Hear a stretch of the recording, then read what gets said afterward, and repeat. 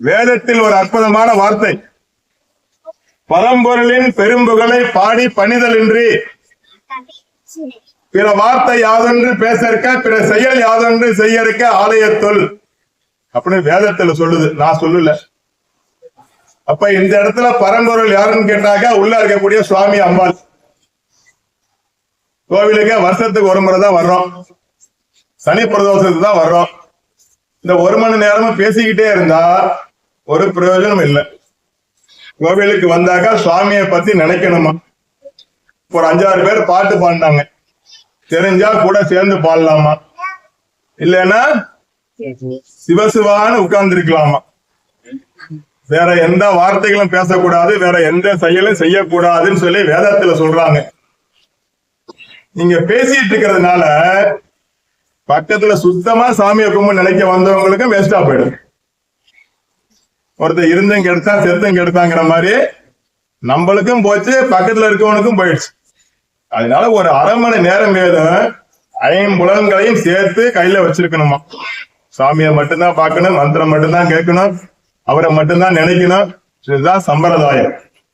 பேசிக்கிட்டு இருந்தாக்கா பிரயோஜனம் இல்லை.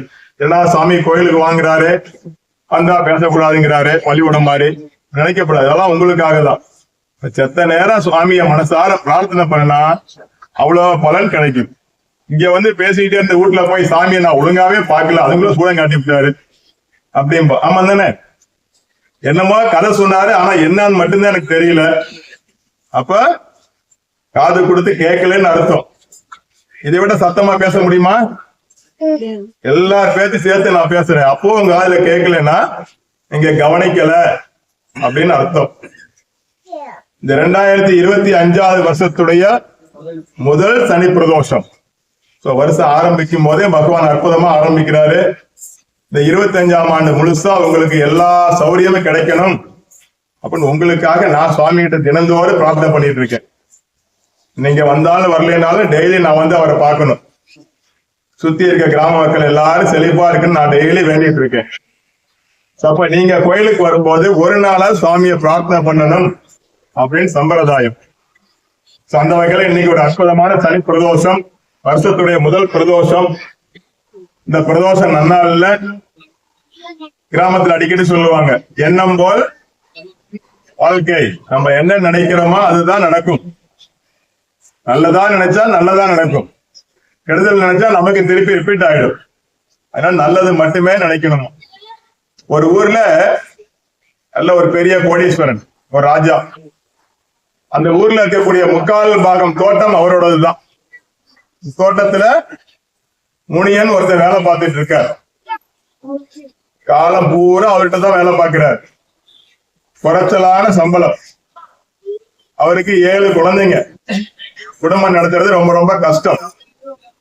அவருக்கு கொஞ்சம் போல தோட்டம் இருக்க ஊரு கடைசியில. தோட்டத்துக்கு கேணி கிடையாது, விதைக்கிறதுக்கு விதையும் கிடையாது. ஒரு நாள் ராஜாட்ட போய் கேட்டாராம், சுவாமி எனக்கு கொஞ்சம் போல உங்க வயல்ல இருந்து தண்ணி கொடுங்க, கொஞ்சம் விதை நெல்லை கொடுத்தா என் குடும்ப கஷ்டம் இல்லாம போகும்னு கேட்டாராம். ராஜா என்ன சொன்னாராம், கூலியாளாதான் இருக்கணும், உனக்கு 10 மூட்டை நெல்லு வந்தா என்ன மதிக்க மாட்டேன், தரமாட்டேன்ட்ட. இந்த கிராமத்துல அவனை நம்பியும் வேற யாரும் தரல. என்ன சோகமா வீட்டுக்கு போனா மனைவி கேட்டால, ஏங்க எப்படி ராஜா ஒண்ணு கொடுக்கலன்னு சொல்லிட்டாரு. பேசிக்கிட்டே இருக்கல ஒரு சிட்டுக்குருவி பறந்து வந்து அவங்க கூடையில கூடு கட்டுச்சான். வீட்டுக்காரமா சொன்னாங்களாம், வேகமா காத்திருச்சா கூரை ஓடி போயிடும், இல்ல குருவி வேற வந்து கூடு கட்டுதுங்க அப்படின்னாராம். பரவாயில்லடி, வாயில்லா ஜீவா இருந்துட்டு போட்டு, நம்ம 6, 7, 8 பேர் இருக்கிறோம், அது 2 சேர்ந்து இருக்கட்டும் விட்டுட்டாரு. ஒரு 20 நாள் 30 நாள்ல அது 4 குஞ்சுகளை பறிச்சுட்டு அந்த சிட்டுக்குருவி. இந்த குருவி எல்லாம் சத்தம் போட்டுக்கிட்டே இருக்கு எந்த நேரமும். அந்த சத்தத்துக்கு ஒரு பாம்பு வேகமா வந்து இந்த குருவி குஞ்செல்லாம் பிடிச்சி சாப்பிட்டுருச்சான். கரெக்டா அப்பதான் உள்ள நுழையறான். 3 குஞ்சு சாப்பிட்டுருச்சு, ஒரு குஞ்சு கீழே விழுந்துருச்சு. விழுந்த உடனே அந்த குருவி குஞ்சியோட கால் உடஞ்சு போயிடுச்சு. உடனே தடி எடுத்து பாம்பை அடிச்சு தூக்கி ஓரமா போட்டுட்டு அந்த குருவி காலுக்கு டெய்லி எண்ணெய் தடவி விடுவார். தடவி விட்டு அது கொஞ்சம் போல தண்ணி, வீட்டுல இருக்க குறுநரிசி கொஞ்சம் இப்படி எல்லாம் கொடுத்து ஒரு 20 நாள்ல அந்த குருவி நல்லா ஆயிடுச்சான். அவங்க அம்மா மேல இருந்து பாத்துக்கிட்டே இருக்கும். அதுக்கு ரெக்க நல்லா வந்த உடனே 3 பேர் சேர்ந்து பறந்து போயிட்டாங்களாம். இப்படியே ஒரு 4 நாள் போச்சு, 5 நாள் போச்சு. வீட்டுக்காரி நம்ம ஜீவனை இப்படியே கால் வயிறு கஞ்சி கூட வழி இல்லாம போயிடும் போல இருக்கேன்னு சொல்லி பேசிக்கிட்டு இருந்தாங்களாம். யாரோ கதவை தட்டுறா போல சத்தம் கேட்டதான். கதவை திறந்து பார்த்தா அந்த குருவி நிக்குது. இவங்கிட்ட சொல்லுது, ஒரு விதைய கையில கொடுத்து வீட்டுக்கு பின்னாடி ஊனி வை அப்படிங்குது. மறுநாள் வந்து கதவை தட்டுது, இன்னொரு விதைய கொடுத்து சைட்ல ஊனி வையுங்குது. 3வது நாள் விதை கொடுத்து வீட்டுக்கு முன்னாடி ஊனி வையுங்குது. 4வது நாள் விடிஞ்சு பார்த்தா 4 பக்கமும் 3 பக்கமும் 3 பெரிய பெரிய பரங்கிக்காய் இருக்கு. அந்த ஒரு விதையில இருந்து செடி வளர்ந்து செடியில ஒரு பெரிய பரங்கிக்காய் வந்துருச்சு. என்னமோ தெரியலையேன்னு சொல்லி எடுத்துட்டு வந்து உள்ள உடைச்சு பார்த்தா ஒரு பரங்கிக்காய் ஃபுல்லா உணவுகள், உணவு பதார்த்தங்கள் எவ்வளவு செய்ய முடியுமோ அவ்வளவு பதார்த்தங்களும் வெளியில வந்து கொட்டுது. எல்லாம் குடும்பத்தோட வயிறார சாப்பிட்டு சந்தோஷமா இருந்தாங்க. ஒரு சிறப்பு என்னன்னா, அட்சய பாத்திரம் மாதிரி சாப்பிட்டுட்டு பூசணிக்காய் திருப்பி மூடி வச்சுட்டா அடுத்த வேலை உணவு ரெடி ஆயிடும். சரி, இன்னொரு பரங்கிக்காய் எடுத்து உடைச்சு பார்ப்போமேன்னு சொல்லி அதை எடுத்து உடைச்சா நிறைய துணிமணியா வருது. எடுத்து சந்தோஷமா கட்டிக்கிட்டாங்க.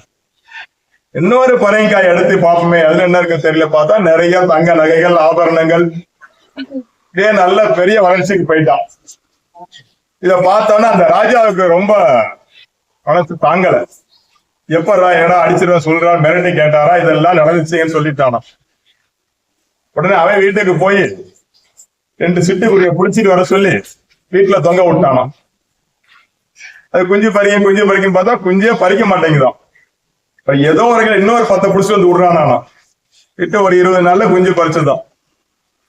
அந்த குருவி குஞ்செல்லாம் கத்திக்கிட்டே இருக்கா. பாம்பு வந்த மாதிரியே தெரியலையா. பாம்புக்கு எங்கடா போறதுன்னு பார்த்தா கிடைக்கலன்னா 3 குருவியை இவனே பிடிச்சு கொண்டுட்டான். 4வது குருவி காலை உடைச்சிட்டான். இவனே கட்டு போட்டு 10 நாள் 20 நாள் பார்த்தான். எல்லாத்தையும் திறந்து விடுறான்ட்டான்.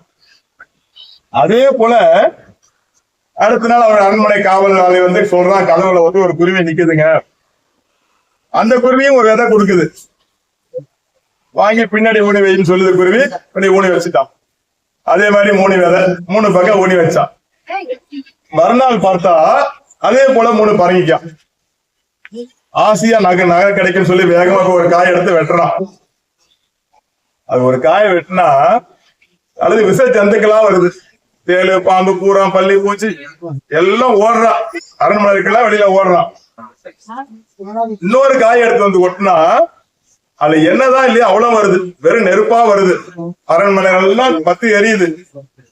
குடும்பத்தோட அரண்மனையோட எல்லாம் காலி. ஊர் மக்கள்லாம் இவன் செஞ்ச அட்டகாசத்துக்கு தெளிவான தண்டனை அப்படின்னா. 3வது காய யாரு உடைக்க பயந்துட்டு கம்முன்னு விட்டுட்டாங்களாம். அது மாதிரி இதுதான் எண்ணம். நல்ல எண்ணங்கள் இருந்துன்னு சொன்னாக்கா நிறைய நல்ல செயல்பாடுகள் அப்படிங்கிறது நடக்கும். பக்கத்து வீட்டுக்காரனை பார்த்து நம்ம சூடு போட்டுக்க கூடாது. நமக்கு என்னவோ அது மாதிரி இருக்கணும். நமக்கு என்ன தேவையோ அதை சுவாமி கிட்ட கேட்கணும். நமக்கு மாத வருவாயே 7500 ரூபாய் இருக்கு அப்படின்னாக்கா ஒரு மாசம் 5000 டியூ கட்டுற மாதிரி எதுவும் கேட்கக்கூடாது சாமி கிட்ட. கஷ்டம் நமக்குதான். அப்போ கோவிலுக்கு வந்தோன்னு சொன்னாக்கா கண்டிப்பா நம்மள படைத்த ஈசனுக்கு நமக்கு எப்ப என்ன கொடுக்கணுங்கிறது நிச்சயமா அவருக்கு தெரியும். உண்மைக்குமே வீட்டுல யாரையும் உடம்பு முடியாம இருக்காங்க, சுவாமி அவங்க பார்த்து நல்லா ஆக்கி விடுங்க கேட்கலாம். இல்ல ஆடு மாடு கோழி குறிக்கு உடம்பு சரியில்லைங்க பார்த்து சரி பண்ணி கொடுங்க கேட்கலாம். பிரார்த்தனை அதே திரும்ப திரும்ப சொன்னாக்கா நல்லது நடக்கும். அது மாதிரி நம்ம எண்ணங்கள் வந்து தெளிவா சுத்தமா இருந்ததுனாக்கா செயல்பாடுகள் சுத்தமாக இருக்கும். அதனாலதான் கோவிலுக்கு வந்தால் செத்த நேரம் பேசாம இங்க இருக்கோம். எல்லாருக்கும் யாருக்கும் ஒவ்வொரு கவலை இருக்கும். கவலை இல்லாதவங்க யாராவது இருப்பாங்களா? ஏதாவது வேணுங்கிறவங்க யாராவது இருப்பாங்க. கல்யாணம் ஆகணும், குழந்தை பிறக்கணும், வீடு கட்டணும், எல்லாம் சாமிகிட்ட சொல்லி கேட்டா ஓரளவாவது நடக்கும். பேசிக்கிட்டு இருந்தா பிரயோஜனம் இல்லை. அதனாலதான் இந்த கதையை உங்களுக்கு சொன்னேன். இப்ப நம்ம எண்ணங்கள் நல்ல எண்ணங்களா வச்சுக்கோங்க. வாழ்க்கையில எல்லாம் நல்லதா நடக்கும். அடுத்தபடியாக காலையில 9 மணியில இருந்து 10 மணிக்குள்ள சாமிக்கு அபிஷேகம் நடக்கும். 10:30 மணிக்கு மேல 12 மணிக்குள்ள சுவாமிக்கு திருக்கல்யாண வைபவம். நம்ம கல்யாணம் எல்லாம் அடிக்கடி பார்ப்போம். சாமி கல்யாணம் கிடைக்கும் போது பார்த்துக்கிட்டாதான். சோ நாளைக்கு சுவாமிக்கு திருக்கல்யாண வைபவம் காலையில 10:30 மணில இருந்து 12 மணிக்குள்ள நடக்கும். 9 மணிக்கு மேல 10 மணிக்குள்ள அபிஷேகம் நடக்கும். அதனால அபிஷேகத்துக்கு தேவையான பொருள் எல்லாம் 9 மணிக்கு கொண்டு வந்துருங்க. 12 மணி வரையில கோவில்ல தான் வேலை. வீடு, ஆடு, மாடு, கோழி, டிவி எல்லாம் பூட்டி வச்சுட்டு வந்துருங்க. நாளைக்கு விசேஷமான பூஜை. அடுத்து நாளை மறுநாள் காலையில 8 மணிக்கு நடராஜருக்கு அபிஷேகம். 10 மணிக்கு பிறகு நடராஜர் அம்பாள் திருவீதி உலா வருவாங்க. நாளான்னைக்கு ஆருத்ரா தரிசனம் அப்படின்னு பேரு. மார்கழி மாசம் வரக்கூடிய திருவாதிரை நட்சத்திரம் சுவாமிக்கு ரொம்ப உகந்தது. நாளை மறுதினம் ஆருத்ரா தரிசனம். நடராஜர் அம்பாளும் அபிஷேகத்தோட அலங்காரம் பண்ணி திருவீதி உலா வருவாங்க. நாளைக்கு திருக்கல்யாணம், நாளான்னைக்கு சுவாமி திருவீதி உலா. அடுத்த நாள் பொங்கல். காலையில 6:30 மணிக்கு சூரிய பகவானுக்கு பூஜை. மாதிரி விசேஷமான பூஜைகள்லாம் அடுத்தடுத்து இருக்கு. அவசியம் எல்லாரும் வந்து கலந்துக்கங்க. பார்வதி வதையே.